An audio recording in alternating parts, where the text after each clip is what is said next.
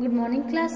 श्री दीपचंद चौधरी महाविद्यालय में आज BA first year psychology में हमारा नेक्स्ट यूनिट स्टार्ट हुआ है, जिसका नाम है अटेंशन, यानी कि जिसे हम अवधान या ध्यान लगाना कहते हैं। ठीक है, तो अटेंशन हम सभी जानते हैं कि जब भी हम कोई चीज़ अपने आसपास महसूस करते हैं तो महसूस करने से पहले हमारा उस पर ध्यान देना ज़रूरी होता है। अगर हम किसी भी चीज़ को ध्यान नहीं देते हैं तो हमारा यानी कि हम उस पर अटेंशन नहीं दे रहे हैं, और जब अटेंशन नहीं देंगे तो ना तो हम उसका सेंसेशन कर पाएंगे हैं, ना तो उसे महसूस कर पाएंगे कि हमारे आसपास कुछ है, और ना ही हम उसका परसेप्शन करके बता पाएंगे कि क्या है। ठीक है, तो ये दो चीज़ें जो होती हैं कि आपका अटेंशन से ही सेंसेशन और परसेप्शन जुड़ा होता है।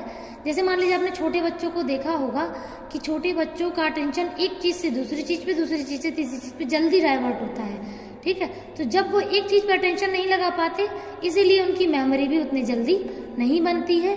ठीक है, तो यही कारण है। जैसे आपने छोटे बच्चों को देखा होगा, पहले उनके हाथ में कोई एक खिलौना होता है, फिर बस उससे बस थोड़ा सा खेला, बोर हो गए, हटा दिया, दूसरा पकड़ लिया, फिर तीसरा पकड़ लिया।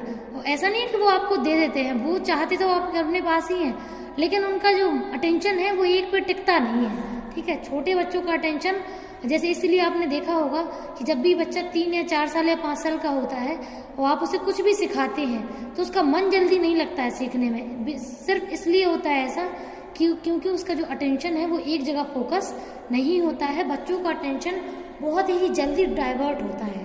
ठीक है, तो अटेंशन को एक जगह लगाने के लिए बहुत ज़्यादा प्रैक्टिस करनी पड़ती है।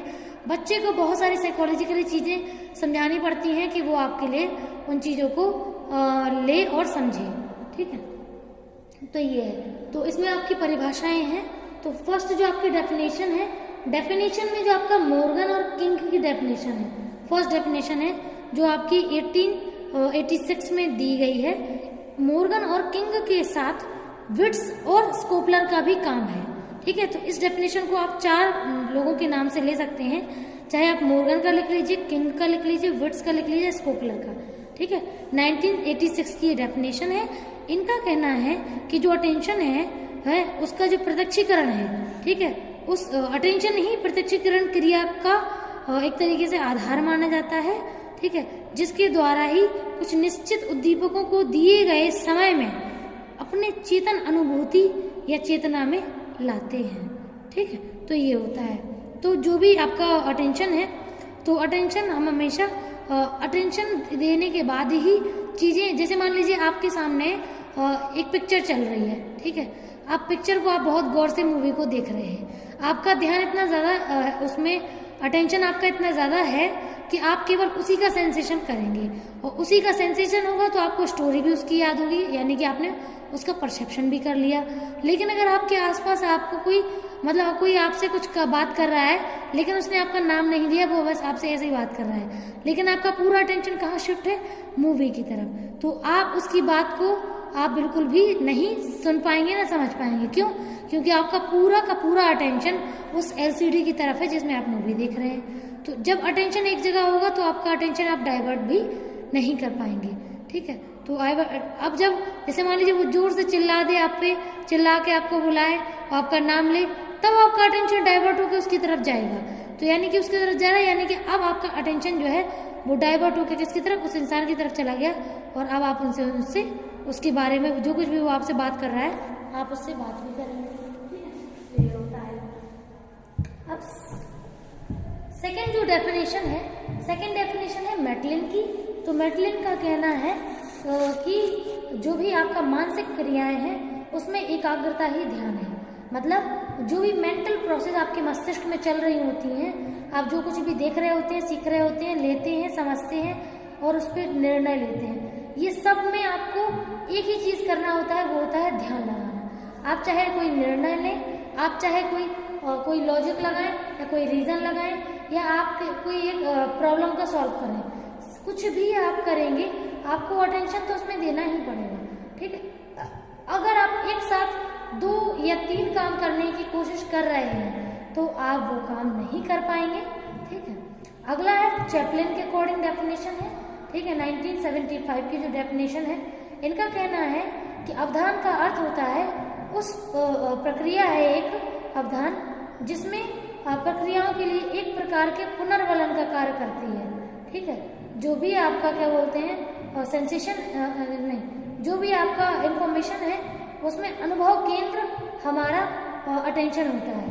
ठीक है, तो जो भी अनुभव आप लेते हैं, अनुभव आप तभी ले सकते हैं जब आप पूरा का पूरा अटेंशन उस पर फोकस करें।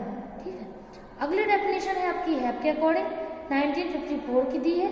इनका कहना है कि अवधान एक हमारे सेंट्रल नर्वस सिस्टम में चलने वाली क्रिया है।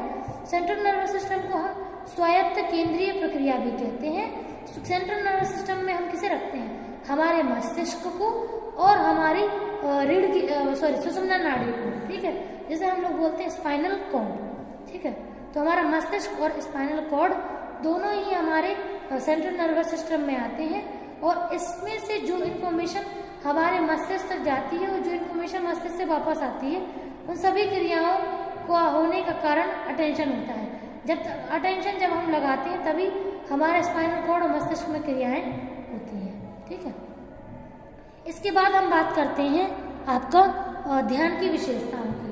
ठीक है, तो ध्यान की विशेषताओं में पहला पॉइंट है चयनात्मक स्वरूप, यानी चयनात्मक अवधान। ठीक है, तो इसमें है कि जो भी जिस चीज पे भी हम अटेंशन देते हैं उसमें हमारी मानसिक क्रियाओं का काम होता है और उसके हमारे आसपास जो उद्दीपक हैं, हम उन्हीं उद्दीपकों को ध्यान लगाकर अपने अटेंशन में देते हैं और हमारा जो अटेंशन है वो उन्हीं चीज़ों पे लगता है जो चीज़ें हमारी आवश्यकता की होती हैं। ठीक है, और जिसमें हमारा इंटरेस्ट होता है। जो चीज़ें हमारे इंटरेस्ट की नहीं होती है, हमारा अटेंशन उस पर नहीं होता है। जैसे मान लीजिए अगर आपका पेट भरा है, ठीक है, बहुत पेट भरा है, अब उसमें आपसे मतलब आपको खुशबू आ रही है किसी नई चीज़ की, या कोई आपसे बोल रहा है, या फिर कोई आपको महसूस हो रहा है कि कुछ बन रहा है, लेकिन आप तब भी अपना अटेंशन उस पर नहीं लगाएंगे। क्यों? क्योंकि आपका जो भूख है, आपका पेट पूरा भरा हुआ है, तो आपका इंटरेस्ट नहीं है खाने में और ना ही आपको रुचि है। ठीक है, आपको आवश्यकता नहीं है, पेट में जगह ही नहीं है। जब आवश्यकता नहीं होगी तो आप उस चीज़ को ध्यान भी उस पर नहीं देंगे। नेक्स्ट है तत्परता, रेडीनेस। तत्परता का मतलब होता है अवधान में जो उद्दीपक है उसमें जो अनुक्रियाएं हैं।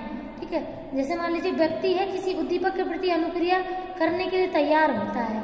ठीक है, लेकिन व्यक्ति जब उद्दीपक पर ध्यान देता है तो उसके प्रत्येक पहलू के बारे में ज्ञान प्राप्त करता है। ठीक है, तो ऐसा क्यों होता है? वो ऐसा इसलिए होता है क्योंकि उसने अटेंशन अपना उस पर दिया है। मतलब तत्परता मतलब उसके लिए वो तैयार है, ध्यान लगाने के लिए उसमें तैयार है। ठीक है, थर्ड है अवधान विस्तार, स्पान ऑफ अटेंशन। ठीक है, जब हम लोग अटेंशन करते हैं तो हमारा अटेंशन में हमारे आसपास के वातावरण में हमारे बहुत सारी चीजें होती हैं। अब हमें उनमें से चुनना होता है कि हम पूरी चीजों को पहले देखेंगे, उसमें से चुनेंगे कि हमें क्या चीज की जरूरत है। ठीक है, तो अवधान एक विशेषता है, अवधान की विशेषता है अवधान विस्तार। ठीक है, जिसमें व्यक्ति एक ही समय में बहुत सारे उद्दीपकों पर ध्यान नहीं दे पाता है, तो उनमें से समय को जिस समय पर जिस उद्दीपक की जरूरत है केवल उसी उद्दीपक पर वो ध्यान देता है। ठीक है, फोर्थ है आपका उद्देश्य। तो उद्देश्य का है क्योंकि अवधान एक उद्देश्यपूर्ण प्रक्रिया है जिसमें व्यक्ति किसी अनावश्यक या असंगत उद्दीपक पर ध्यान केंद्रित नहीं करता है, वह केवल उन्हीं चीजों पर ध्यान केंद्रित करता है जो उसके अभिप्रेरणा के मुताबिक चलती हैं या मोटिवेशन के लिए होती है। ठीक है, फिफ्थ है आपका एक्सप्लोरेशन। ठीक है, तो एक्सप्लोरेशन है वुडवर्थ के अकॉर्डिंग। तो वुडवर्थ का जो इन्होंने कहा है इसमें एक्सप्लोर मतलब होता है अन्वेषण करना। ठीक है, या चीजों की खोजबीन करना। ठीक है, तो अवधान को सिंपल सा बोले तो नवीनता एक वर्ड यूज करते हैं। ठीक है, तो अवधान का मतलब होता है गतिशीलता। जब कोई चीज नई चीज जानने की कोशिश करते हैं तो आप उनमें बराबर बने रहते हैं और उसे जानने की कोशिश भी करते हैं। ठीक है, अब इसके बाद हम बात करते हैं आपका क्या बोलते हैं अगले पॉइंट की, शारीरिक अभियोजन मतलब बॉडीली एडजस्टमेंट। ठीक है, तो अवधान की प्रमुख विशेषता यह है कि इस प्रक्रिया में व्यक्ति में विशेष शारीरिक और अभियोजन पाया जाता है। जब उद्दीपक का ध्यान जो है एक ओर होता है तो उसमें उसका शारीरिक क्रियाएं भी कार्य करती हैं। ठीक है, जैसे मान लीजिए अगर कोई पर्सन आपके सामने मौजूद है और वो आपको पूरा ध्यान दे रहा है, तो यानी कि उसकी आंखों का तो कंसंट्रेशन आपके ऊपर होगा, उसके कान भी आपको बिल्कुल पूरी तरीके से बिल्कुल आप पर ही है, उसका अटेंशन होगा, सुन रहा होगा, ठीक है। और जो कुछ भी आप बोल रहे हो उसके मस्तिष्क में क्रियाएं भी चल रही होंगी, ठीक है। तो बॉडी का तत्परता तो जरूरी है, बॉडी तो करती ही काम। अगला है आपका अवधान विभाजन, ठीक है। तो जब एक व्यक्ति किसी एक परिस्थिति में, अलग अलग परिस्थितियों उसके सामने क्रिएट होती है, तो एक एक करके हर एक परिस्थिति पर ध्यान देता है, मतलब उसका ध्यान डाइवर्ट होता रहता है, ठीक है। कोई भी इंसान एक ही चीज पे बहुत देर तक अटेंशन नहीं दे सकता है, ठीक है। अगला है अस्थिरता एवं उच्चलन, ठीक है। तो अस्थिरता और उच्चलन का मतलब है कि तुरंत आपका ध्यान भटकना, ठीक है। अवधान में अस्थिरता और उच्चलन का गुण पाया जाता है जब व्यक्ति का अवधान एक ही उद्दीपक की विशेषता और एक से दूसरे, दूसरे से तीसरे पर उसका अटेंशन फ्लक्चुएट होता रहता है, तो उसे हम अवधान में फ्लक्चुएशन या अस्थिरता और उच्चलन में रखेंगे, ठीक है। इसके बाद हमारा प्रकार की बात करते हैं, तो इसमें 3 टाइप है। पहला है ऐच्छिक अवधान, दूसरा है अनैच्छिक अवधान और तीसरा है आदतजन अवधान। तो ऐच्छिक अवधान में व्यक्ति अपनी मर्जी से डिसाइड करता है कि उसे किस चीजों पर ध्यान देना है। अनैच्छिक में कभी कभी उसका ध्यान बिल्कुल भी होता नहीं है, मतलब वो कुछ डिसाइड नहीं करता है, उसके सामने जो कुछ भी आता है वो अपनी बिना मर्जी के उन पर अटेंशन देता है, ठीक है। और थर्ड है आदतजन अवधान, ठीक है। तो इसमें तो मोस्टली जिसका इंटरेस्ट जिसके लिए है और जिसमें जिसका हैबिट है कि वो चीजें हैबिट के अकॉर्डिंगली नोटिस होती हैं और उसी फॉर्म में पर्सन नोटिस भी करता है और अपना उस अटेंशन को लगाता है उस जगह पे जिस जगह पे उसकी हैबिट है, ठीक है। तो हैबिट के अकॉर्डिंगली पर्सन का जो अटेंशन है वो बढ़ता है और बनता भी है, ठीक है। इसमें अगर कोई डाउट हो तो आप पूछ सकते हैं, और इसके पहले वाली क्लासेस में अगर कोई भी डाउट होता है तो आप हमें बता सकते हैं।